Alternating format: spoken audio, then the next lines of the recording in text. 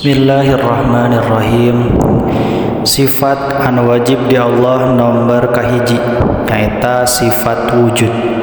Hartosna aya Allah. Hiji wujud aya Allah, muhal Allah Ta'ala teu aya ahli dalil anu nuduhkeun kana wujud Allah Ta'ala aya dadamelanana nyatana ieu sakabeh alam.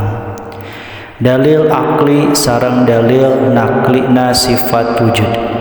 Dalil aklina wujudu hadhil makhluqati hartosna ayana ieu sakabeh alam.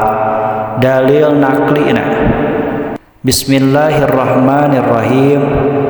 Qul mar rabbus samawati wal ardi qulillah.